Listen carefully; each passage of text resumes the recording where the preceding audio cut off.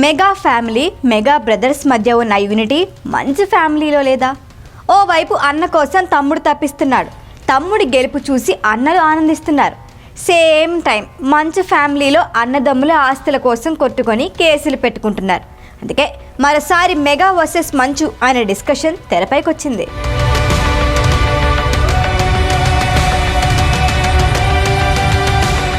ఏ రంగంలో అయినా పోటీ ఉంటుంది, ప్రోత్సాహం ఉంటుంది. ఎదిగే వారిని చూసి ఏడ్చే వాళ్ళు ఉంటారు, ఎంత ఎదిగినా ఒదిగి ఉండేవారు ఉంటారు.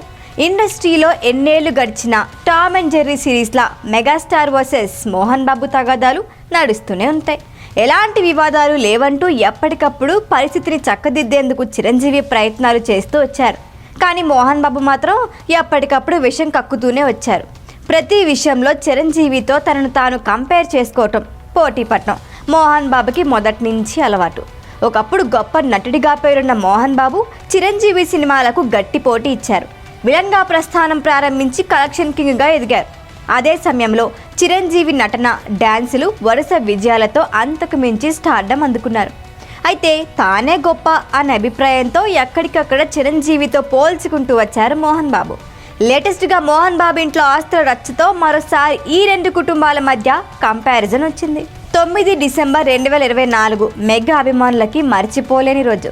మెగా బ్రదర్గా సోదరులకు, అభిమానులకి వారధిగా పనిచేసే నాగబాబును ఏపీ మంత్రివర్గంలోకి తీసుకుంటున్నట్లు ఏపీ సీఎం చంద్రబాబు నాయుడు ప్రకటించారు.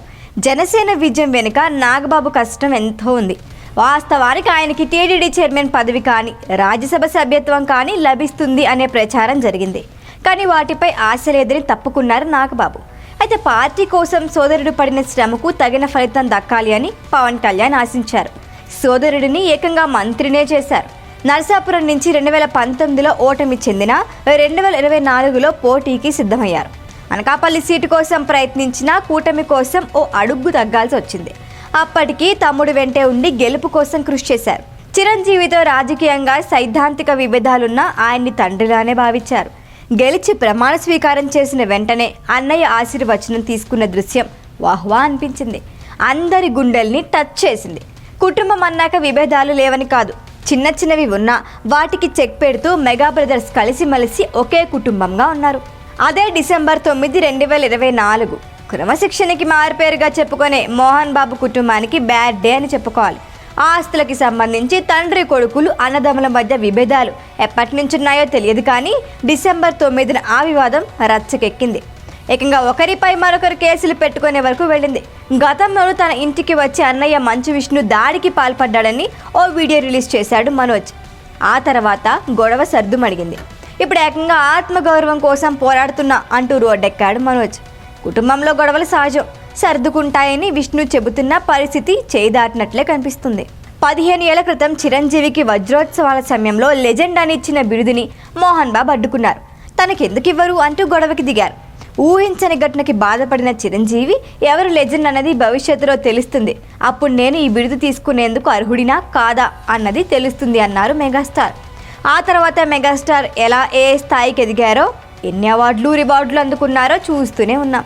అటు ఇండస్ట్రీలో అయినా కుటుంబంలో అయినా క్రమశిక్షణకి మారిపేరు ఎవరో ప్రత్యేకంగా చెప్పాలా అంటూ మరోసారి మెగా వర్సెస్ మంచు ఫ్యామిలీస్పై డిస్కషన్ జరుగుతోంది.